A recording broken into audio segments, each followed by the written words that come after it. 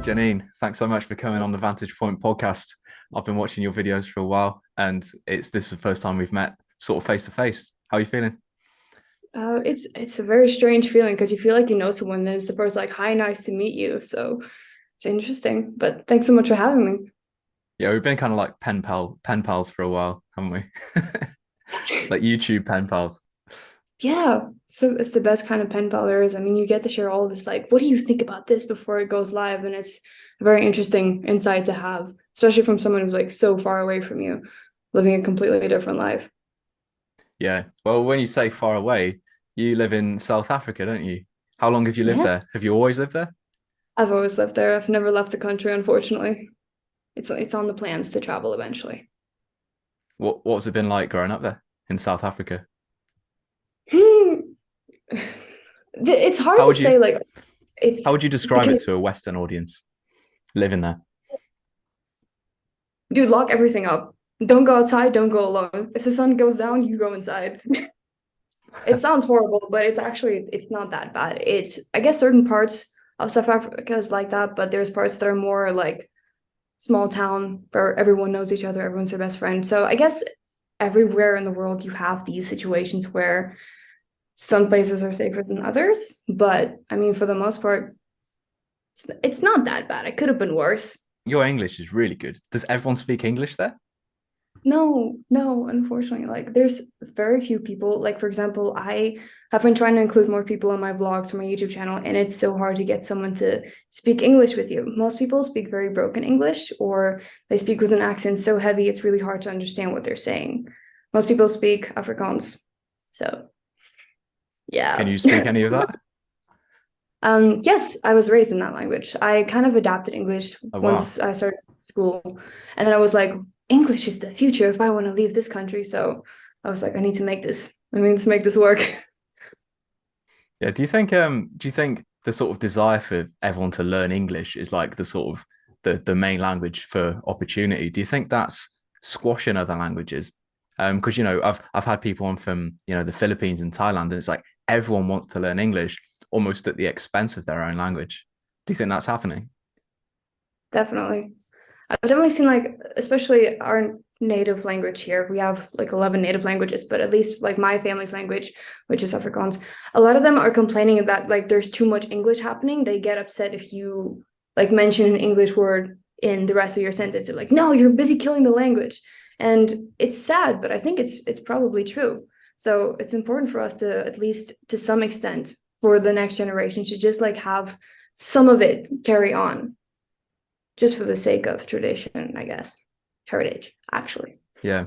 You see that problem on a smaller scale here. Like, in the UK, we've got, Wales, Scotland, Ireland, and each of these have their own languages. Most people in the world don't even know about them.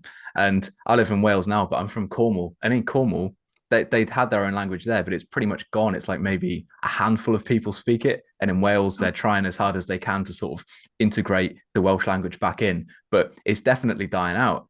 And that's just it just seems to be that there's more opportunity if you speak a language that more people know. Do you think we're going to get to a point sometime that just everyone speaks one language, or do you think that'll never happen? I think there's going to be enough people who are very resistant to it to keep that from happening. But it will probably get to a point where it does almost happen. I feel like we're almost there. Yeah, I think so. I think so. Like people definitely speak like their language at home, and I think there's definitely a push in these smaller communities to sort of push their language and get people learning these smaller languages. And I think languages are amazing. Now tell me, what are some of the more difficult aspects growing up in South Africa that you touched on this earlier, like lock your doors. Um, how difficult is it living somewhere like South Africa compared to like Western countries like, America, UK. I wouldn't say I know too much about other countries, but I think there are some things that are very evident, that are very different. Like, for example, you can have a whole degree here, be working the best job ever, and still be living paycheck to paycheck.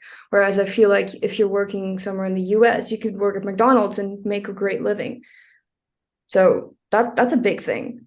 So there isn't really a lot of room for someone to just like be a lazy person or kind of go an alternative route if you want to go for that. That's, I guess, the Mm. bigger struggle. Like, you have to work hard. There's no There's no alternative. Why do you think that is? I could probably blame the government, but I'm just gonna say like I'm not educated enough. This is probably just where the way the country is. I'm not gonna touch too much on that one. We got a few sensitive politicians out there, so it's fine. So how would you sell South Africa as, like, places to see? What is there, like, it's not, you don't hear of South Africa here necessarily as like a place for sort of tourism as such, but why should people visit there? I personally haven't traveled through the whole country myself. There's like so much that I still would love to see. I've only ever been in my home province and the one where my grandparents lived. So there's like, I think, nine others that I still have to go see. But I think the biggest selling point would be the vast, there's nature. There's everywhere is nature. There isn't like a lot of really big cities. I think there's only Cape Town and Johannesburg that actually have like more than two-story buildings. If you see a 10-story building here, it's like, oh my gosh, look at that civilization.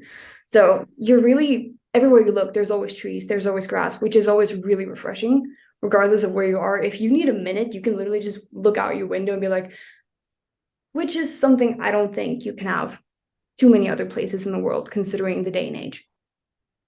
Yeah, well, you sold it to me. Yeah, I'd love to go there sometime. How hard is it making YouTube videos there? You touched on like the language barrier thing, finding it hard to make videos with people. You've talked to me before in like in messages about how hard it is to film vlogs and stuff, how you feel like people are looking at you weird because it's not the normal thing to do. Talk to me about that. It honestly, it reminds me of the witch trials in the ancient times. It feels like you're this completely foreign alien person doing these really strange normal things, and everyone's just like, why?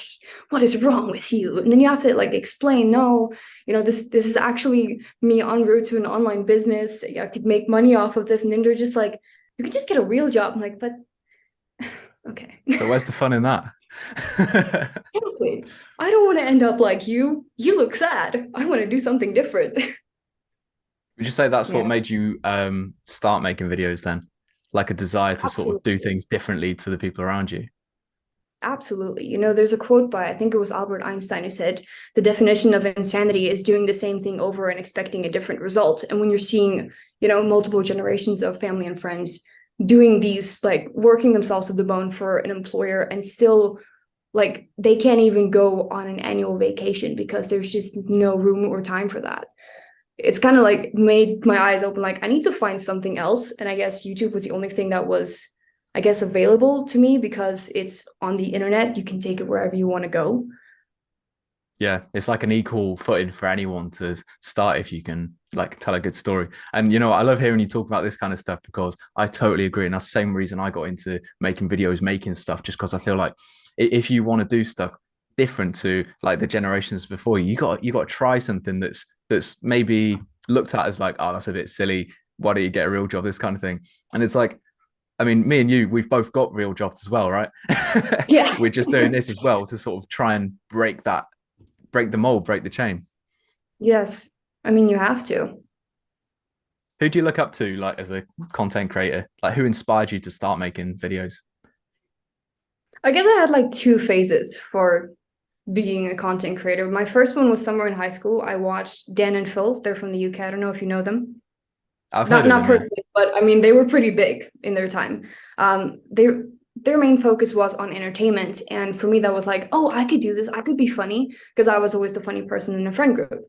And then the judgment of the people in my country kind of got to me, and I kind of fell off of that for a bit. And somewhere in 2018, I came across a lifestyle vlogger. Her name is Alyssa Rose, and she's exactly my age, and her channel was really small when by the time I found her. And she was so similar to me. But she was living this completely different life. And to me, it was just like, this is the life I could have if I stopped being afraid of things. So for me, that was like, okay, switch your mindset, become Yeah. this. Yeah. I guess the trait of a lot of really successful like YouTubers, vloggers, entertainers is that they're relatable to people when you think, oh, I could be like them, you know? Yes. And but so at what point do you apply your own spin on that sort of formula? Because I would say your videos, I wouldn't really have compared your videos to anyone else I've watched, really. I'd say you've got your own spin, your kind of style, your sort of sense of humor. At what point does that become, you know, what works for you? I'm an only child and I spent most of my time being alone. So I feel like I don't really have any copy and paste aspects of my personality because I'm living in my own world over here. So whoever witnesses that, good luck. Maybe someone will find it entertaining. I certainly do. Um, so so tell me about like what you've learned like since your first YouTube video when you first uploaded and now, because you've been making videos for what? How many years? A few years, right? Many. I just keep deleting channels because I get afraid of the commentaries that people keep leaving, and I'm like backing out of it. But I guess that would be also my biggest regret because Hmm. looking back, I remember those videos weren't that bad. And if I just like actually stuck up for myself and been like, no, I'm doing this, life could have been very different by now. So I think just realizing that, you have to kind of be proud of who and what you are and not apologize for not fitting in. Yeah, 100%. Would that be your advice then to people who, are in our position as like people who are essentially still starting out? Would that be your advice to people not to be ashamed, like when, because people are going to judge you no matter what you do, right? Like I get it all the time. People, oh, what are you making videos for? That's stupid. Kids do that. What are you trying to be, Mm. Jake Paul? And it's Yeah. like, no, no, I'm trying to do my own thing. And yeah, what would your advice be to those people? Just don't let them don't let what they're saying affect you. It's Stick to strange it if it's a because good you watch. feeling. Yeah, I mean, it's strange because you watch celebrities do something and then it's like, oh yeah, it's fine when they do it, but if nobody does it, it's like, oh my goodness, what's that? So I've been listening to this podcast. It's called The Mindset Mentor, and they recently touched on something that actually really made sense to me. They were talking about how, the caveman mindset back in the day was if you are not accepted by the masses, you're probably going to get kicked out of the cave and you're going to have to go face some lions and whatever. But we're not living in that time anymore. It's 2023. So like we need to rewire our brains to actually work for us instead of us working for it. Yeah, in a world of like, what is it, 7 billion people or whatever, it's hard to think that there aren't like a huge group of people that are going to have the same sort of outlook on life as you, people who can connect to the things you're saying. And I guess that's what I'm trying to do with this in a way, just sort of connect to as many people as possible and kind of, not limit myself to just the people around me, because why, when the internet exists and I can talk to you in South Africa and become friends with people all over the place. Why limit myself to just my Yeah. handful of friends in the UK? You never know whose life you could be changing by some stranger finding you on the internet. You could be making someone's really bad day so much better. I always think about that. Yeah, true. I remember when I found your YouTube channel, I can't remember what the video was. It was one of your really early ones, and I just thought you were well funny. You might have deleted that video now. I don't know. I don't know. But yeah, like I remember just thinking, oh wow, there's people who have the same sort of sense of humor as me, just all over the place. Yeah, it's really reassuring. It's like, damn, I'm not actually crazy. Like, there's more people of me out there. It's really reassuring. I mean, maybe Kind of we're gives you a sense of both of us are purpose. just crazy. Maybe that's what it is. Probably, but it's fine. We can be crazy together. Exactly, exactly. And maybe find even more crazy people. Exactly. Inspire them to do more crazy things like take over the world.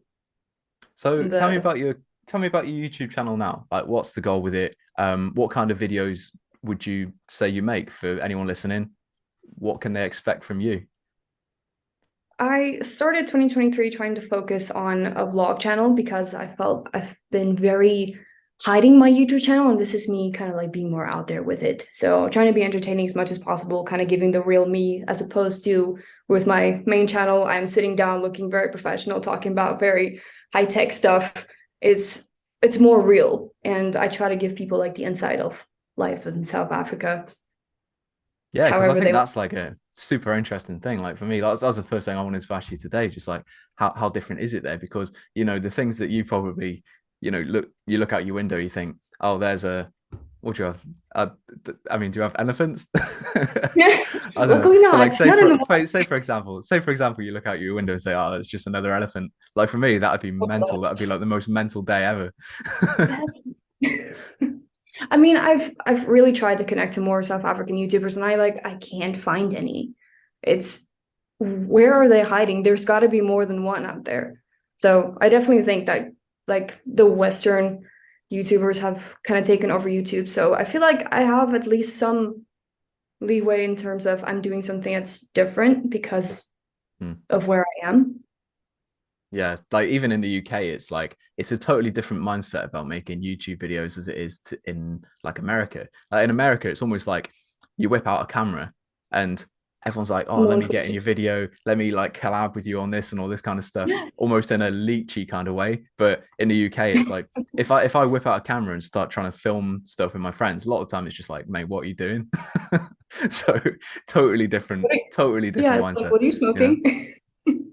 Yeah, It's exactly, crazy. exactly. Because Do you I think it's a think different. Sorry, go on. no, go. No, no, Go, go, tell me what were you going to say? Do you think your friends have become more accepting since you like kind of explained why you're doing what you're doing? Or they still like Uh, kind of every time you try? I don't know. So some of my friends are just like they're just better on camera than others. To be fair, like the guys I went on holiday with a few years back, I found they were like really good to have in a video. And I've got a friend group at the moment who, I've made a few videos with. To be fair, it has been a while, so I don't know if like their sort of perspectives on this still the same. But it's just like when I'm making a video, it's because I'm trying to capture a good time. So they know I'm not going to intentionally make them look bad in the videos. They've seen what I've done now, so that they're not worried about me using like some bad clip of them in the video. So I think they're just happy to be part of it, to be honest. That's so cool, actually. Really wholesome. So do you think you find it more sort of stressful or enjoyable, the process of making videos now? I think now it's definitely like way more enjoyable now that I've kind of got everyone in the loop. Like, yes, you might not like Good, this, good. but this is something that I'm doing. Like, I'm putting it out on full display for everyone. It is what it is at this point. So it's a lot of inner peace that kind of went. Yeah. Yeah, you got to own it at the end of the day. I remember you used to get really stressed out about like your videos and like what people might think if you posted this video, and it would just be you sitting in your room talking about your camera and you'd be so worried about what Yes. people would think. Yeah, like I don't even know why I was thinking these things, but I think it's just maybe age caught up with me. Back then I was 19 and now I'm like on my way to 25. So for me, it's like, I'm getting older. I need to like kind of step up and start living my life as if I'm the main character. Otherwise, gonna have a lot of deathbed regrets, which we don't want. Yeah, exactly, just got to go for it. Tell me about what do you think of the YouTube algorithm at the moment? How much do you know about it? What do you think of it? I try to watch an insights video every now and then to just try to keep myself in the loop, and none of it ever made sense to me. But something I did notice is YouTube is definitely pushing shorts. It doesn't matter how bad the video is, these things are getting 1,000 views like within an hour. Whereas the videos that I actually put effort into and like try to make it good and entertaining and great thumbnail, it's like 40 views. You So think they're trying to be TikTok? absolutely, absolutely. They're trying to take on the other giants. So, I mean, from a business perspective, it makes sense, but it's also a little bit frustrating for the OG YouTubers who have been doing the same thing up until now. Everyone needs to like kind of adapt to their new idea of taking over the market. Yeah, well, a lot of big YouTubers at the moment are moving to other platforms. Like people I've watched on YouTube for like 10 plus years. Like, I mean, to give an example, Keemstar, the guy who runs the Drama Alert channel, I don't know if you've ever seen him, but he's been making YouTube videos for about 10 plus years. And now he makes videos on Snapchat because he can earn more money. How mad is that? Snapchat still a thing even? What even? That is crazy. Exactly. That's what I thought. Wow. What do you think I'm YouTube are gonna doing blow wrong that would make people leave their platforms? Do you think they're prioritizing what advertisers think over what the creators think about the platform? Oh, definitely. Absolutely. Like there was a time when you had maybe one ad per video when you're not using the paid version. And now it's like you have three ads before you even start watching it and you don't have a choice about anything. So as a creator, it's really hard to keep people on your video because they've already now had to sit there for three ads that they can't skip. So you have like maybe 3 seconds to get those people's attention. Otherwise, they're about to click to the next video. Yeah.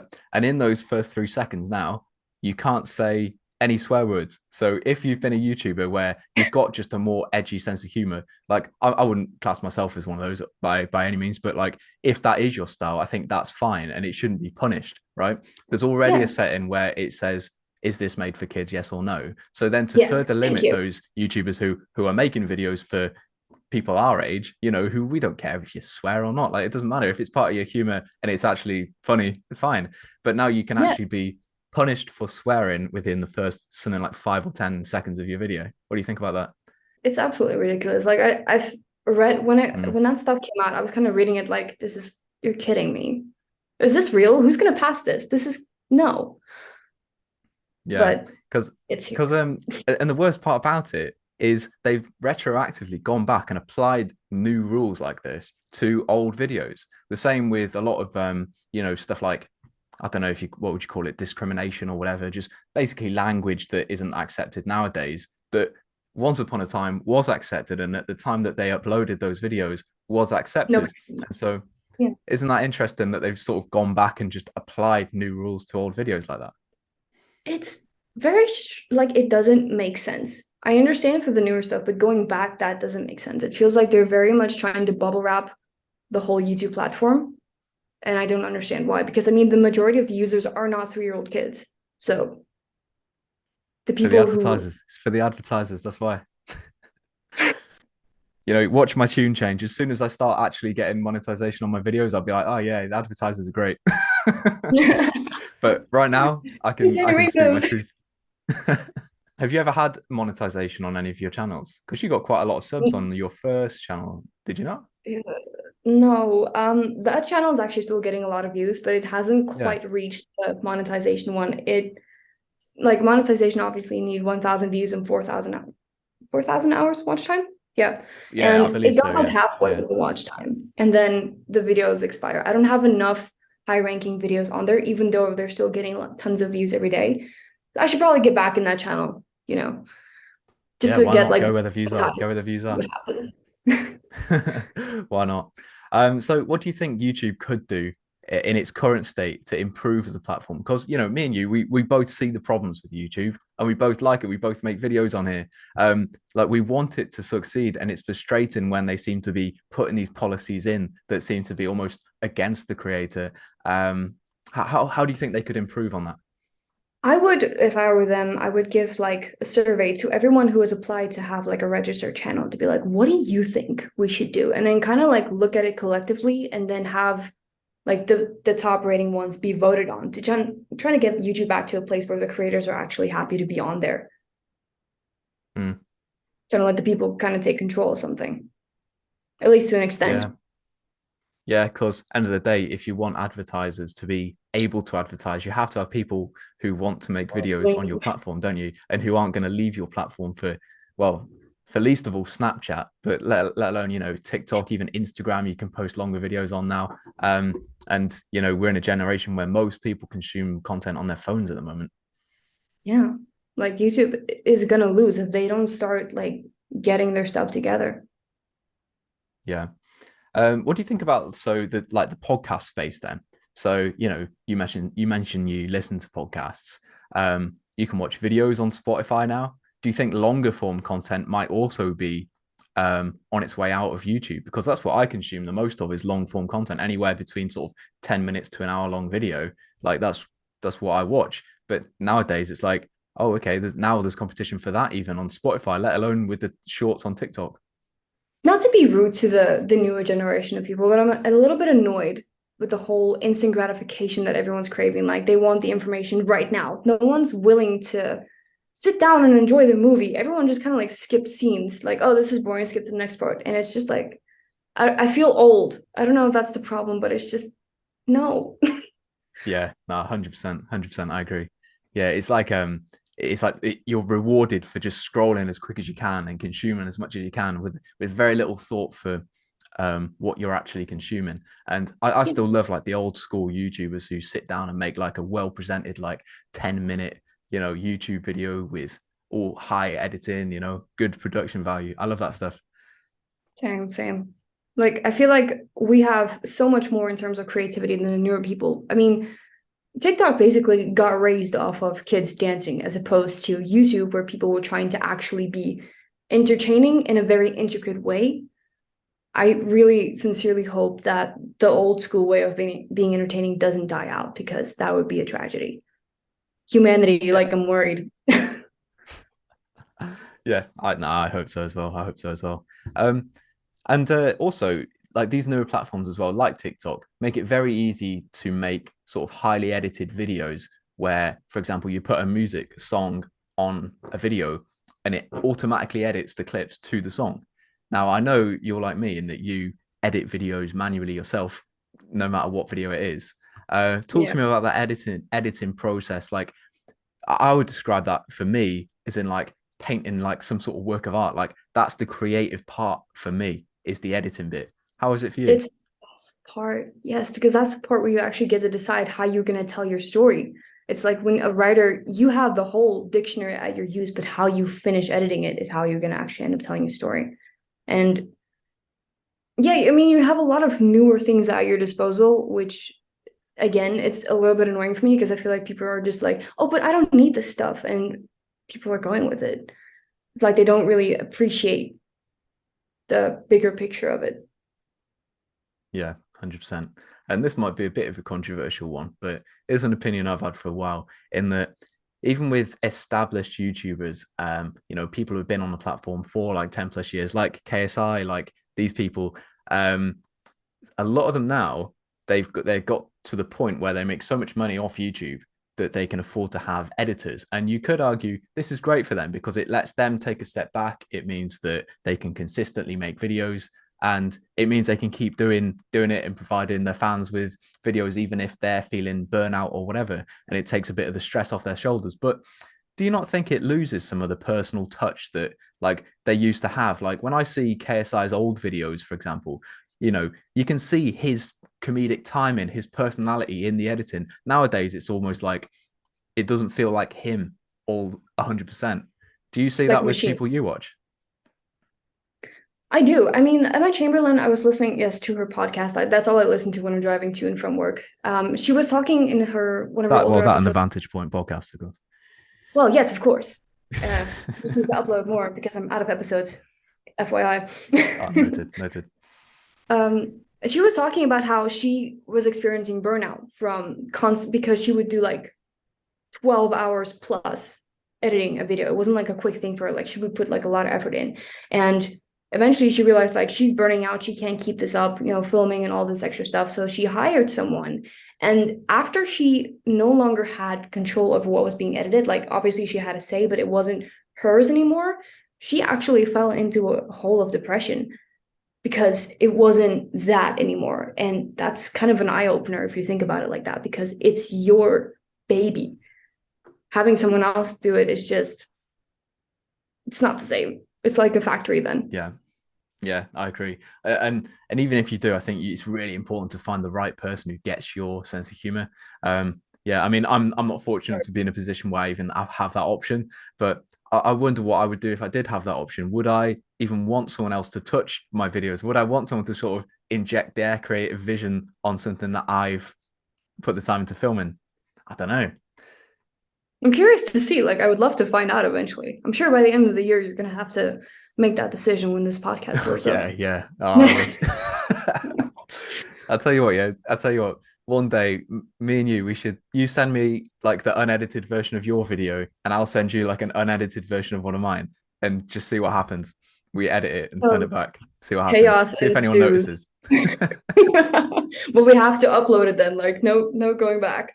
Oh yeah, no even disclaiming that it's someone else who's edited it. Just see what happens. Like 3 weeks later, like, by the way, you guys. Yeah. By the way, subscribe to this channel. I would love So that. we've only got a few minutes left, so I just want to wrap up by saying, or mentioning this. So you told me, in the DMs recently, that you're looking to get into fitness this year. So as a total gym beginner, I think that's fair to describe you as. Is that fair? Yeah. Yeah. Yeah, like How would not you? even like I'm below that. Okay. I'm a wannabe So beginner. so what is it that inspired you to start working out, and what's your approach going to be early on to maintain a workout routine?